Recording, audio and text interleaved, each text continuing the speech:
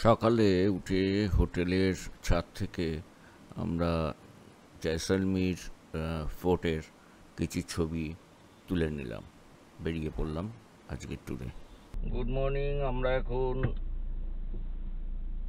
Jaisalmer hotel থেকে বেরিয়ে পড়েছি।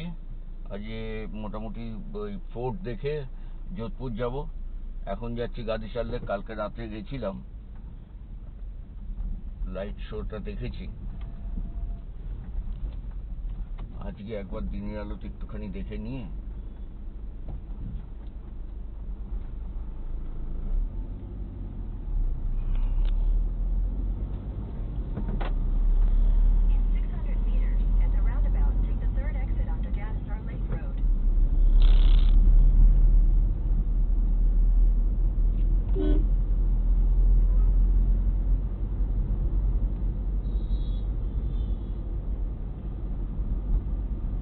ক্যামেরার ব্যাগটা নিলাম তো এখানে।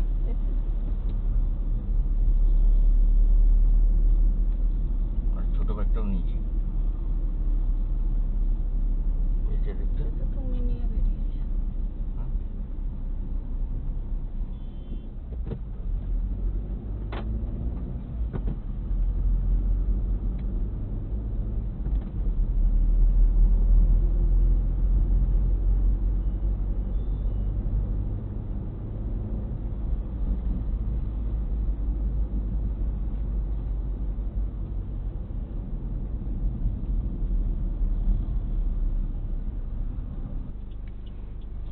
এই বাচ্চা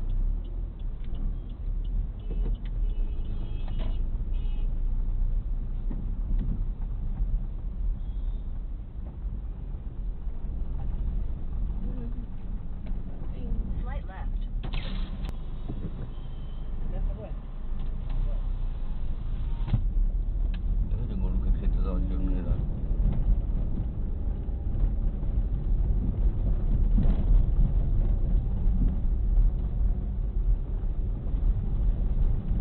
তাহলে 7 টাকা দেওয়া যায় গড়ফড়ের জন্য সব জায়গাতেই।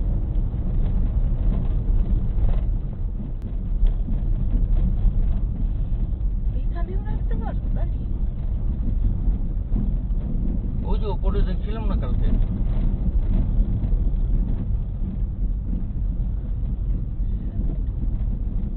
কালকে রাত্রে আমরা এই গাদিসার লেকে লাইট অ্যান্ড সাউন্ড প্রোগ্রামটা দেখেছি। তো আজকে আবার এখানে চলে আসলাম। এইখানের এই পার্কিং স্পটটা থেকে খুব ভালো ভিউ পাওয়া যায়। তো আমরা বেশ কিছু ফটো তুলে নিলাম গাদিসার লেকের এবং জয়সলমীর ফোর্টের। তো তারপর এখান থেকে আমরা আবার রওনা দিলাম Jaisalmer ফোর্টে। Jaisalmer বার্মের road.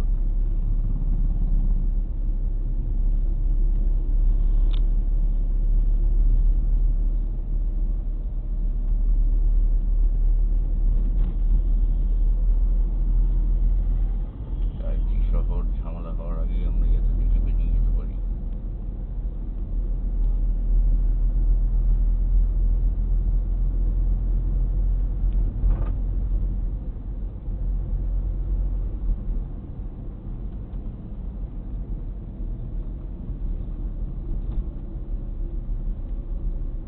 Air force station Jaisalmer বাদিকে।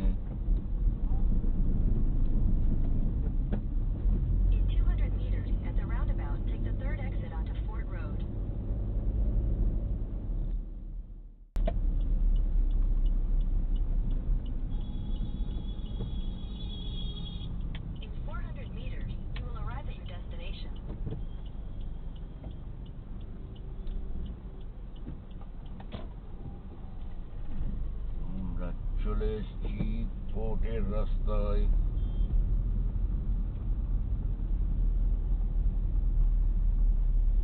সবাই তো ফোর্টে এই দিক দিয়ে ঢুকছে।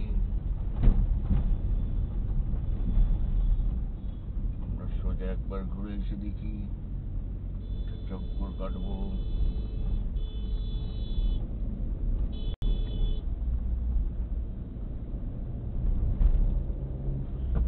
সোনার কেল্লা আমরা চক্কর দিচ্ছি।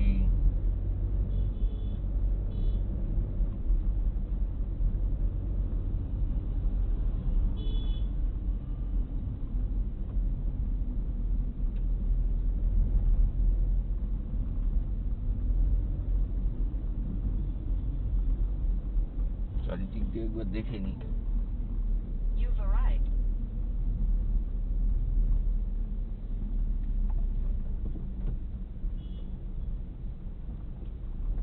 গেট কোথায়? এটা মেন গেট না।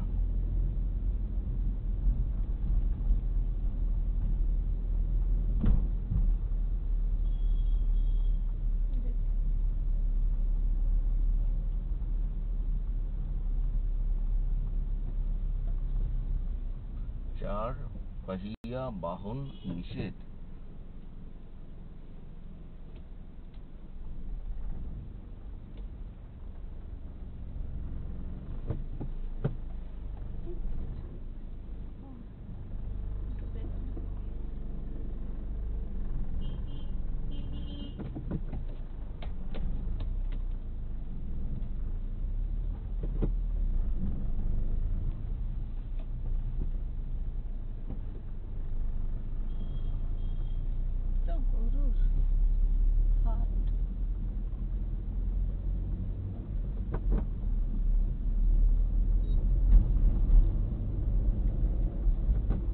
তার মানে মেন ওইটাই।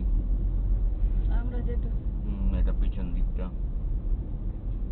যেটা কালকে গিয়েছিলাম ওটাই।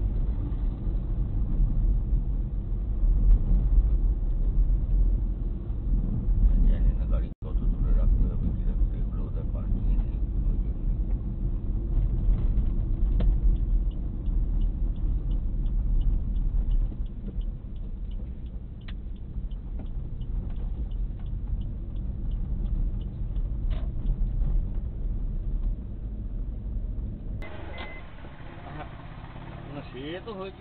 আমরা সোনার কেল্লার সামনে গাড়ি দাঁড় করিয়ে ওখান থেকে একটা অটো আর গাইড নিয়ে রওনা দিলাম সোনার কেল্লার দিকে।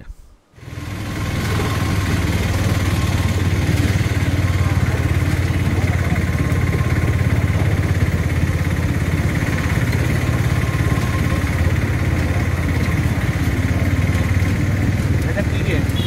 হাওয়া পোল, হাওয়া গেট। এটা হাওয়া পোল দিয়ে আমরা ঢুকছি।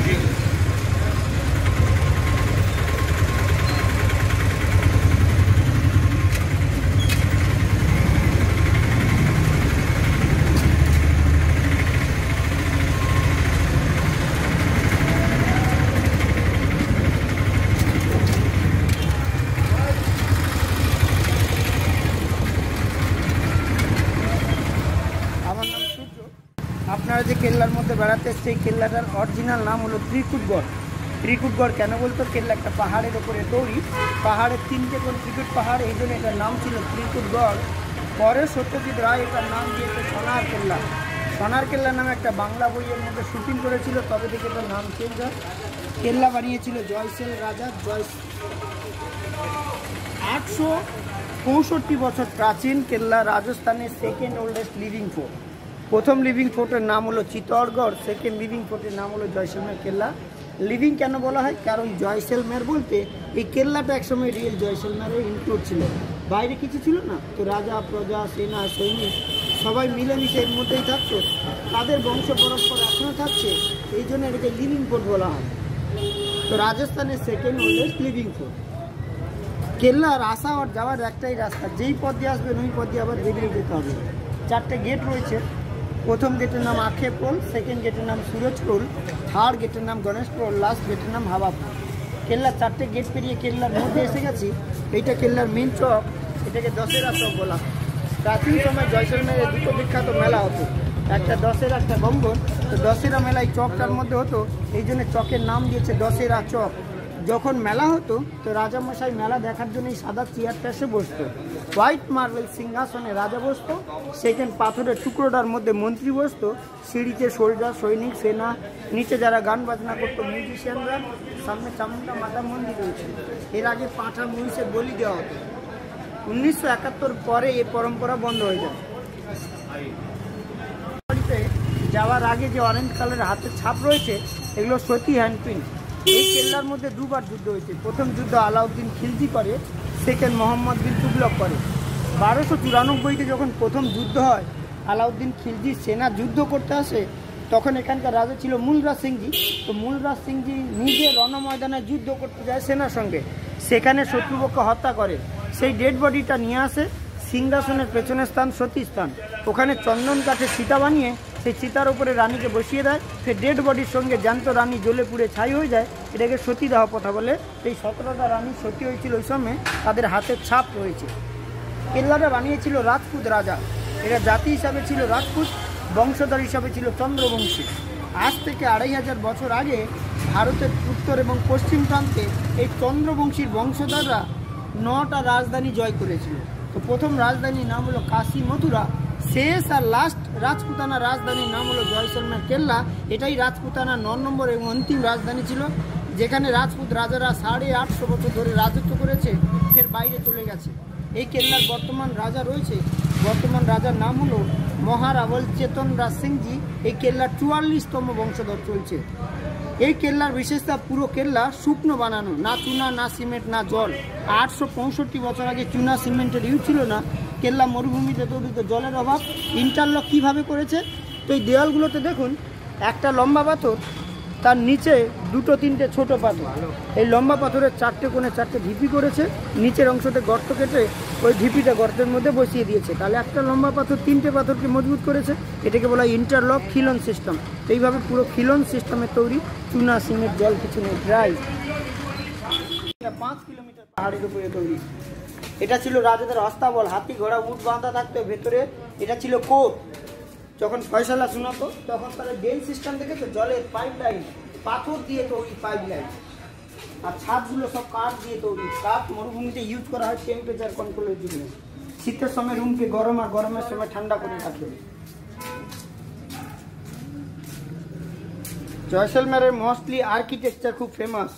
স্টোনের ওপরে যে কার্ভিং, 300, 400, 500 বছর আগে হাতুড়ি ছানি দিয়ে কেটে কেটে ঘষে মেজে একটা সিঙ্গেল স্টোনকে এইভাবে আর্ট বানিয়েছে। তো এই আর্ট এখন মেন জীবিকা হয়ে গেছে টুরিস্টের কাছে।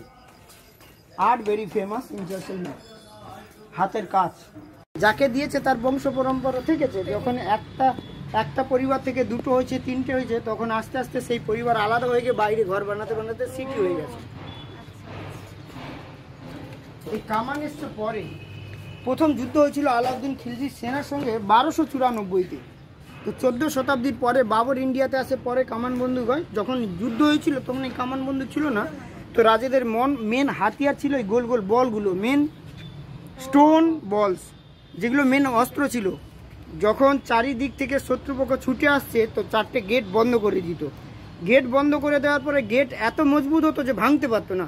তখন চারিদিক থেকে শত্রুপক্ষ পাহাড় বেয়ে দেয়াল বেয়ে উপরে উঠতো। যে দেয়াল বেয়ে উপরে উঠবে এই গোল বলগুলো ধাক্কা মেরে মাথায় ফেলে দিত। এর ওজন 80 কিলো থেকে নিয়ে 250 কিলো ওজন বল সোজা শত্রুর মাথায় ধাক্কা মেরে ফেলে দিত। ধুলো বালি তীর ধনুক বলম বর্ষা দিয়ে বারবার শত্রু গায়ে অ্যাটাক করতো। দেখছে এই ধুলো বালি কাজ করছে না, গোল বল কাজ করছে না, তখন দেয়ালের চারিদিকে এইভাবে নালি তৈরি আছে, গর্ত।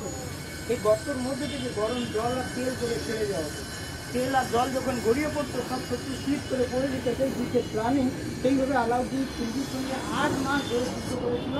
পরে রাজাদের কাছে খাবার দাবারের জিনিস ফুরিয়ে যায়। আমরা এখন দাঁড়িয়ে আছি রাজার রাজগুরুর বাড়ির সামনে।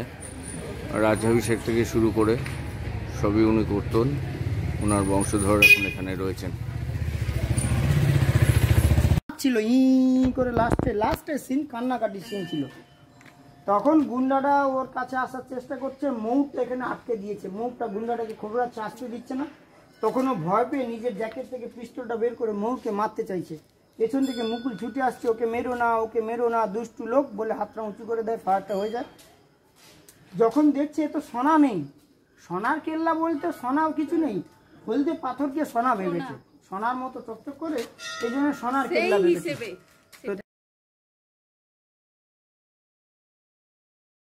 স্টার্ট জেনারেশন রাম ভগবানের, চন্দ্রবংশীর জেনারেশন। সেই বিল্ডিং সোনার কেল্লার, যেখান থেকে গুলি চালিয়েছিল সৌমিত্র। এটা কৃষ্ণ ভগবানের 9 নম্বর এবং অন্তিম রাজধানী ছিল, যেখানে এই কৃষ্ণ ভগবানের 116 নম্বর বংশধরের রাজা।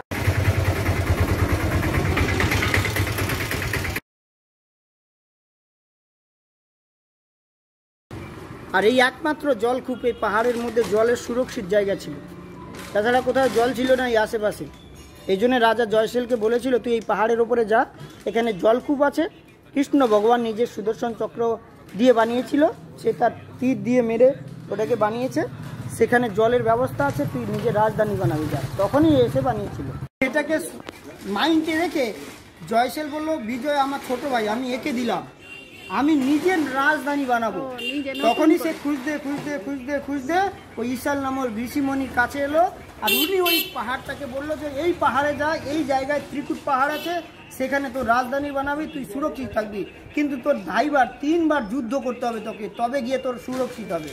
তো প্রথম আলাউদ্দিন খিলজি, সেকেন্ড বাবর, 3 নম্বর একজন মুসলমান করেছিল। 3 নম্বর যে যুদ্ধ করেছিল সেখানে ওরা সুযোগ পায়নি, ওরা হেরে গেছিল। 2বার কত জিতেছিল মুসলমান, কিন্তু একবার ওরা হেরে গেছিল, আমির আলী পাঠার হেরে গেছিল। যেখানে ওই 100, 200, 300 সেনাকে ওই গোখরা পরিয়ে আর লেডিস বানিয়ে ভেতরে নিয়ে এসেছিল, তখন ওরা রাজত্ব বুঝতে পেরেছে। একজনের পা দেখা গেছিল, এ তো মেয়ে নয়, এ তো লোক। তখন সে তলোয়ার উঁচু করে দেখে এ তো লোক, তখনই যুদ্ধ এখানে হয়েছিল, তখন ওই আমির আলী পাঠারকে হত্যা করেছিল, তখন এখানে জিত হয়েছিল।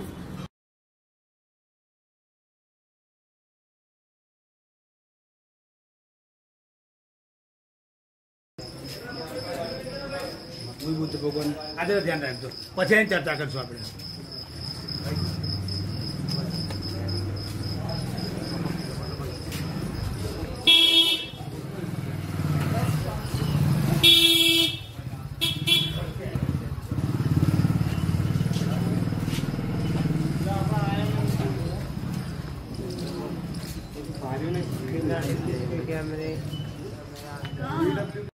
আমরা এখান থেকে চলে আসলাম লক্ষ্মীনাথজির মন্দিরে। এখানে ক্যামেরার চার্জ 35 টাকা। এর মধ্যে 3 ধরনের পাথর রয়েছে। একটা হলো জয়সলমেরের বিখ্যাত পাথর হলদে পাথর। এই পাথরের কাজ, এই পাথরে বাটি বানানো হয়। এই বাটিতে যদি দই পাথর, দই হয় গাঢ়া পনিরের মতো। কারণ আপনারা যখন বাড়িতে নর্মাল দই পাথর স্টিলের বাটি গামলার মধ্যে দই, সকালে উঠে দেখবেন ওপরে জল আর নিচে দই, দইটা পাতলা হয়। এই পাথরের বাটিটা এক্সট্রা জলটাকে অ্যাবজর্ব করে বের করে দেয়, সুন্দর পনিরের মতো গাঢ়া হয়ে যায়। এই জন্য এখানকার বিখ্যাত হলো সোনার পাথর বাটি, যেটা ওয়ার্ল্ডের একমাত্র স্টোন রয়েছে যেটা মাইক্রো ওভেন প্রুফ, ওভেনে রেখে খাবার বানাও ফাটবে না। এটা ইউনিক। যখন এরকম একটা বাটি রাখবে সোনার মতো চকচক করবে, তো বাড়িতে রাখলে একটা ইউনিক লাগে এবং স্ট্যান্ডার্ডিটি লাগে। এই জন্য এখানকার বিখ্যাত সোনার পাথর বাটি। সেকেন্ড মার্বেল স্টোন, 3 নম্বর ফসিল স্টোন। বিজ্ঞান ভাষাতে বলা হচ্ছে sea shell stone, fossil stone. Local ল্যাঙ্গুয়েজে বলা হচ্ছে হাবুর পাথর। এখান থেকে 120 কিলোমিটার দূরে হাবুর গ্রামে মাটির 150 ফুট গভীরতায় মাইন্স পাওয়া গেছে, এই জন্য এটাকে বলা হচ্ছে হাবুর পাথর। কিন্তু সায়েন্স ও বিজ্ঞান ভাষাতে বলা হচ্ছে ফসিল স্টোন। সি মানে সমুদ্র, শেলস মানে জীবাশ্ম। আজকের যে জয়সলমের বেড়াতে, সেই জয়সলমের 12 থেকে 18 কোটি বছর আগে পুরো সমুদ্র ছিল, যে সমুদ্রের নাম ছিল তেথিস মহাসাগর, তেথিস সাগর। এটা ক্লাইমেট ওয়েদার চেঞ্জ হতে গেছে, গরমের জন্য ভূমিকম্প হয়েছে, সমুদ্রের জলের স্তরটা ইউরোপের দিকে সরে গেছে। যখন সমুদ্রের পুরো জল ইউরোপের দিকে সরে যায়, সমুদ্রের তলাতে যে জীবাশ্ম ছিল, ঘাস পাতা শামুক ঝিনুক, ওগুলো বালি মাটির মধ্যে চাপা পড়ে গিয়ে পাথরে পরিণত হয়েছে। যখন জীবাশ্ম পাথরে পরিণত হয়েছে, তখন বিজ্ঞান বলছে ফসিল। তো এটাই হলো আসল ফসিল স্টোন।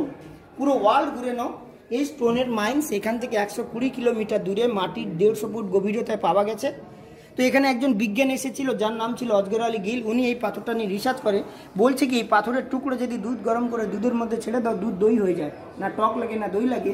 এই পাথরের গ্লাসে রাত্রেবেলা শোয়ার আগে জল ভরে দাও, সকালে খালি পেটে জল খাও, তোমার শরীরের মধ্যে যদি জয়েন্ট পেইন থাকে, পাইলসের রোগ থাকে, বিপি থাকে, এটাকে আস্তে আস্তে কন্ট্রোল করে নেয়। রক্ত জড়িত যে সমস্ত রোগ আস্তে আস্তে কন্ট্রোল হয়ে যায়। এটা নিয়ে আমি পড়াশোনা করেছি, এই জন্য বুঝিয়ে দিচ্ছি।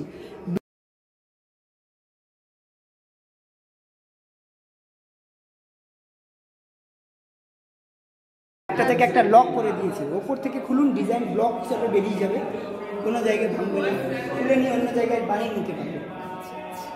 12টা মূর্তি রয়েছে, যে মূর্তি ঢোল বাজাচ্ছে, বাঁশি বাজাচ্ছে, গিটার বাজাচ্ছে, সেই সুরে তালে তালে উপরে মহিলারা নাচ করছে। এই জন্য নৃত্য সেবা কিংবা রং ড্যান্স 600 বছর আগে নিশ্চয়ই এই কালারগুলো ছিল না। তো এই কালারগুলো এলো কোথা থেকে? প্রথম থেকেই এরকম করা আছে। কালার ছিল না তো কি হয়েছে, ঘাস পাতাকে বেটে যে রস পেয়েছে, সেই রসটা দিয়ে ন্যাচারাল কালার করেছে। এগুলো সব ন্যাচারাল কালার, রিয়েল ঘাস পাতার ফুল বসে যে সমস্ত রস, সের মধ্যে পেন্টিং। এই যে এটার নাম চূড়া, কি? এটার নাম রং হচ্ছে মণ্ডপ, ডান্স রং মণ্ডপ, ডান্সিং আছে।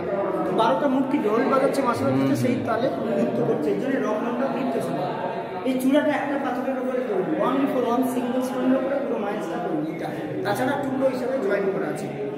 এটা একটা ফটো নিল।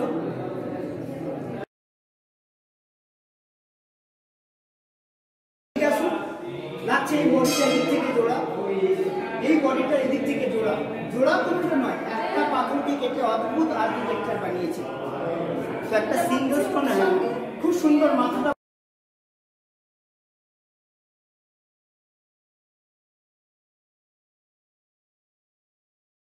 এই জন্য মুখটা এত সাদা ধবধবে, মার্বেল এত সাদা হবে না। You can come inside.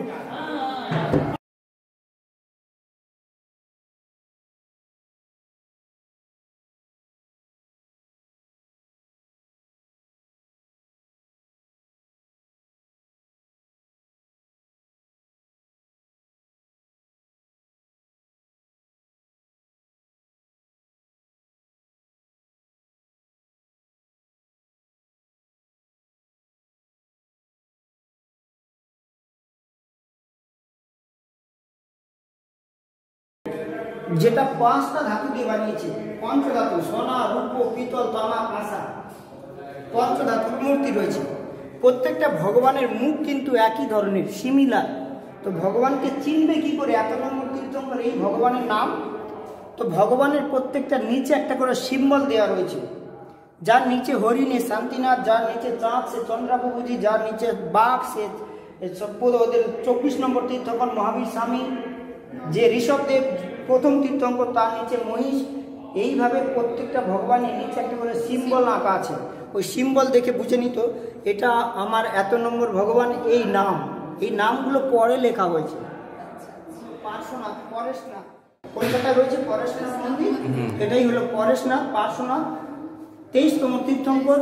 এটা কোষ্টি পাথরের তৈরি, যে পাথর দিয়ে সোনার দোকানদার সোনা ঘষাই করে।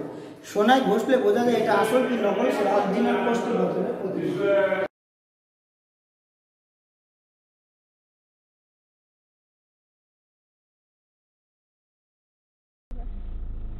আমাদের জয়সলমীর ফোর্ট দেখা হয়ে গেল। খুব ভালো গাইড পেয়েছিলাম, বাঙালি গাইড, দক্ষিণ 24 পরগনায় বাড়ি, সূর্যমণ্ডল। সূর্যমণ্ডল ওর নাম। হ্যাঁ,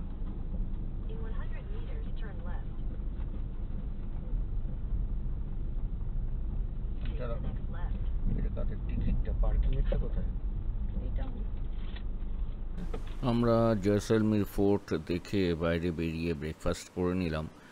আর ব্রেকফাস্ট করে নিয়ে এখান থেকে ওই সোনার পাথর বাটি, বেলে পাথরের যে বাটি, যাতে নাকি দই ভালো হয়, তো সেই একটা বাটি কিনলাম, একটা জুতো কিনলাম, আর একটা গ্লাসও কিনলাম।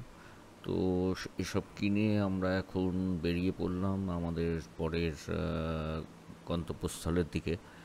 সেটা হচ্ছে পাতৌ কি হাভেলি। তো চলুন আমাদের সাথে ঘুরে দেখে নিই কীরকম সেটা।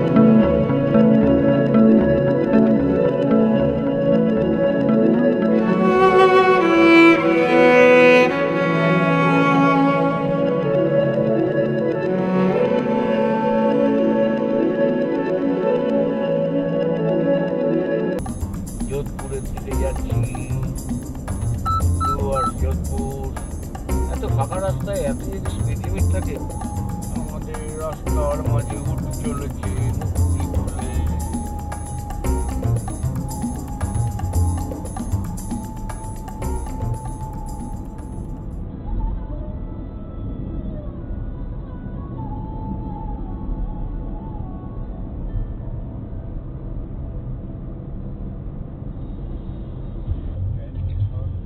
আমরা পোখরানের কাছে চলে এসেছি। পোখরান, এখান থেকে বাদিকে গেলে যোধপুর, এটা পোখরান বাইপাস। তো এখন সময় 12:55। এবার আমরা ন্যাশনাল হাইওয়ে 125 দিয়ে যাব।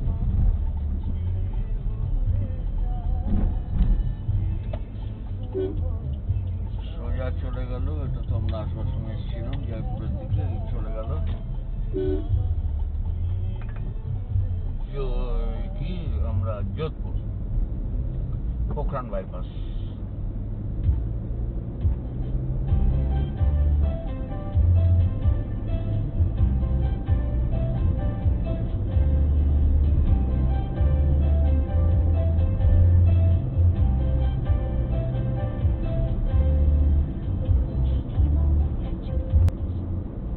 যোধপুর এখান থেকে 175 কিলোমিটার।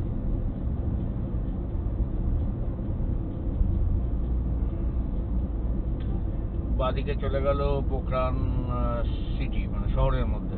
এটা পোখরান বাইপাস যেহেতু বেরিয়ে যাচ্ছে। চলুন আমাদের সাথে। আমরা এখন পোখরান টাউনটা ছেড়ে যোধপুরের দিকে ঢুকেছি। এটা হচ্ছে NH 115। এই রাস্তায় যেতে হবে 170 কিলোমিটার।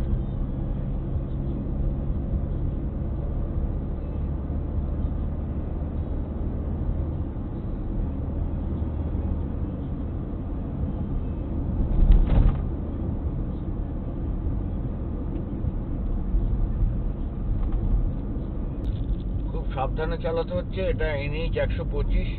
মাঝে মাঝে রাস্তায় পিচ ওয়ার্ক করা, প্যাচ ওয়ার্ক করা রয়েছে, এইসব ইয়ে করে গর্ত মতো রয়েছে। ওই রাস্তা অনেক ভালো ছিল, জয়সলমীরের রাস্তা।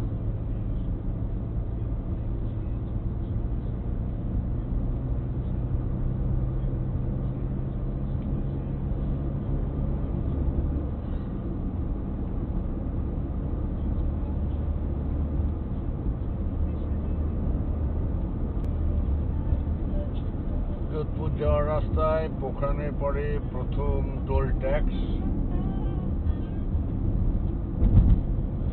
টোল ট্যাক্সটা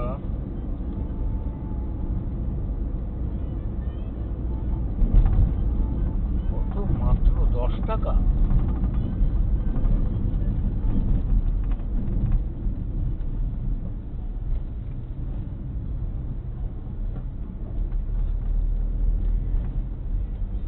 এটার বোধহয় টোল ইয়ে নেই, ক্যাশ দিতে হয় নাকি?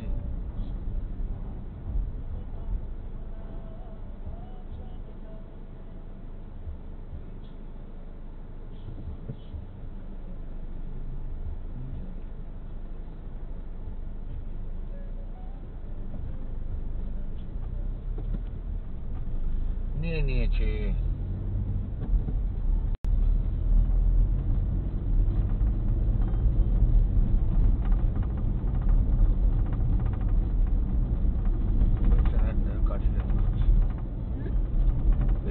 এটা নড়ছে।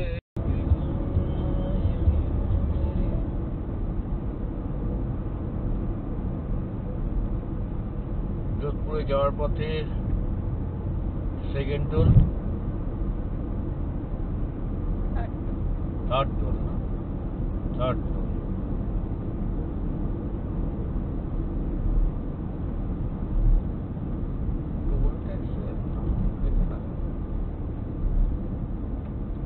এটার চার্জ হচ্ছে 60 টাকা।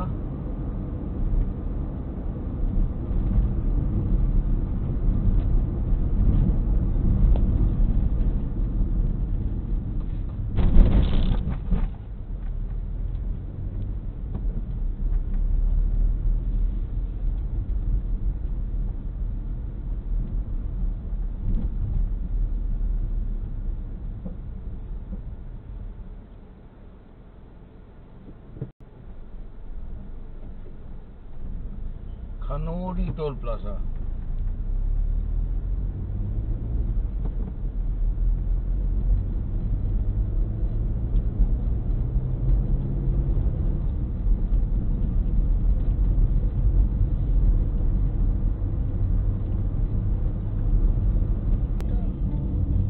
আমরা 4 নম্বর টোল ক্রস করছি যোধপুর যাওয়ার রাস্তায়। 65 টাকা এটা।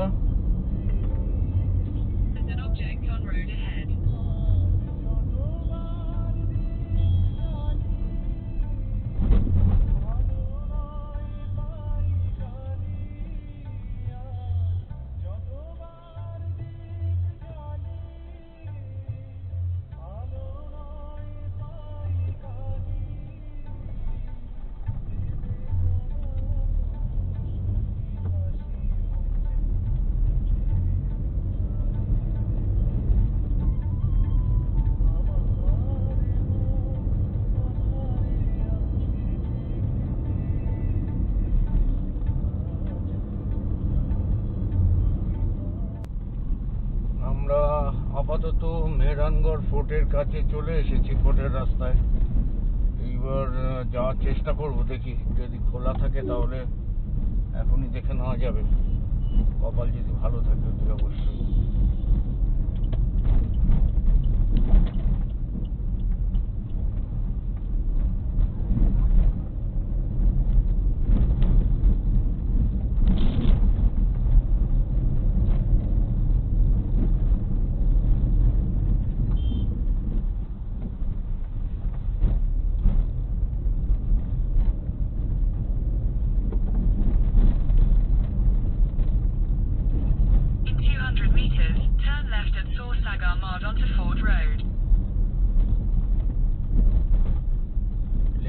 In 100 meters, turn left.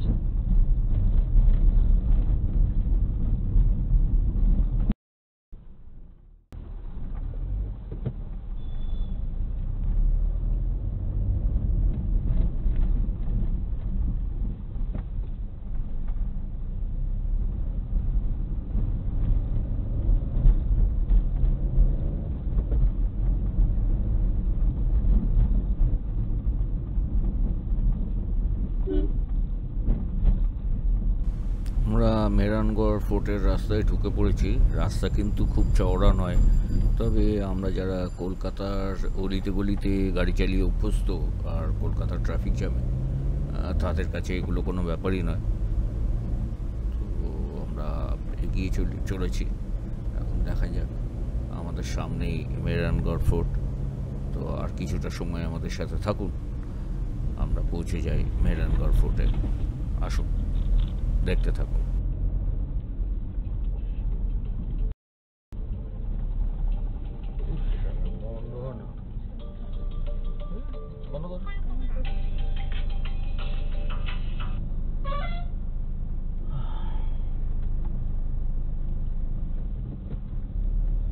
আমরা ঢুকে পড়েছি Mehrangarh fort.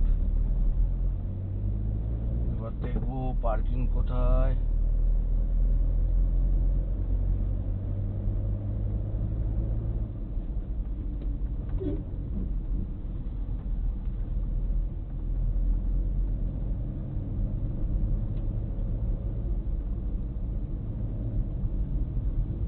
In 200 meters, turn right onto Fort Entrance Road. At the end of the road, turn right.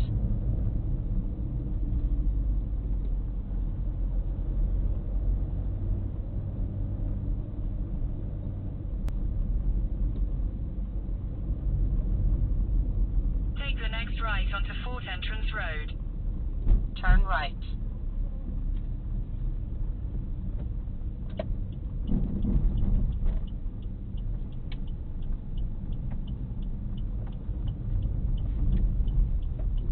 In 400 meters, you will arrive at your destination. In 400 meters, you will arrive at your destination.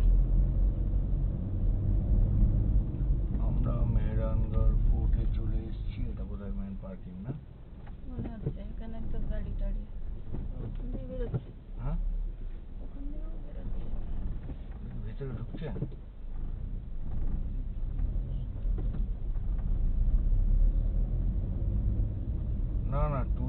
ফিরে এসে এখানে লাগাচ্ছে।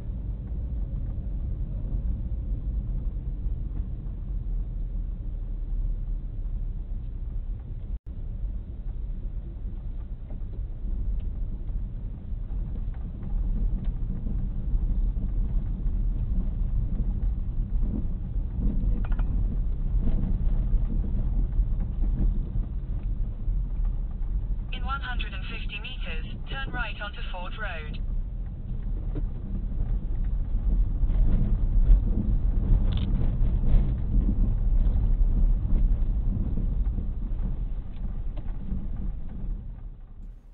আমরা এখন মেহরানগড় ফোর্টের দিকে এগিয়ে চলেছি। আমাদের গাড়ি পার্কিং করে নিয়েছি আর ফোর্টের দিকে এগোতে চলেছি।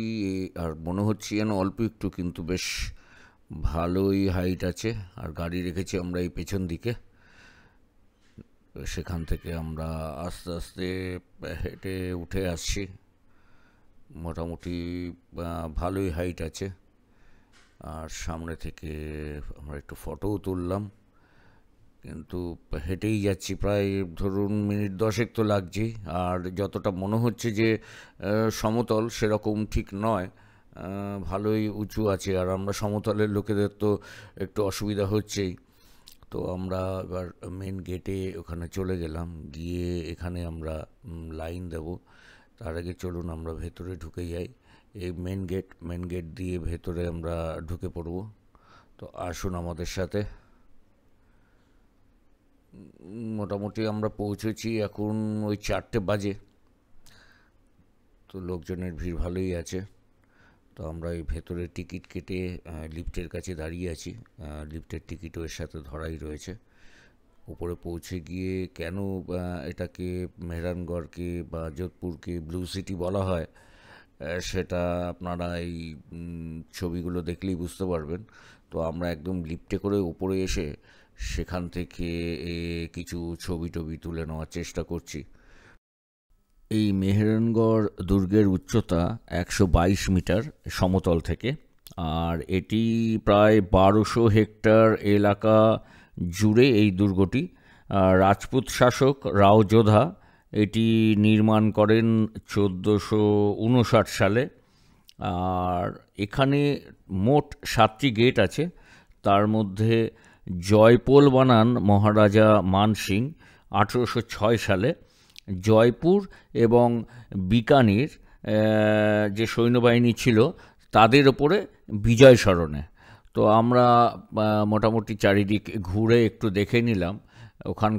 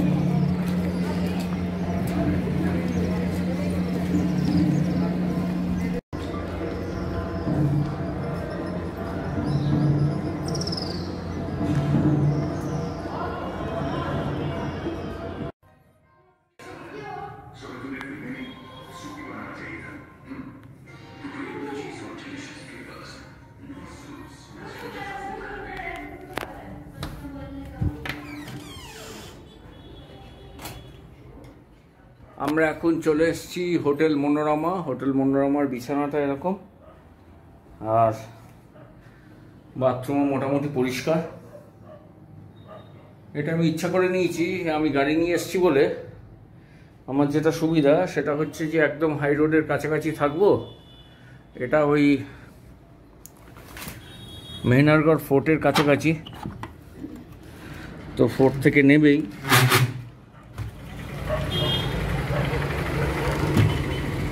ফোর্টের ওই আলো জ্বলছে ওইদিকে, দেখছেন ওই হলদে লাইট, আর সামনে হচ্ছে হাই রোড। সেই জন্য এই জায়গাটাকে বেছে নিয়েছি, আর এটার দামও কম, 1500 টাকা। খাওয়া দাওয়া অবশ্য নিজের বাইরে থেকে। তো আপনারা চাইলে আসতে পারেন, গাড়ি পার্কিং এখানে।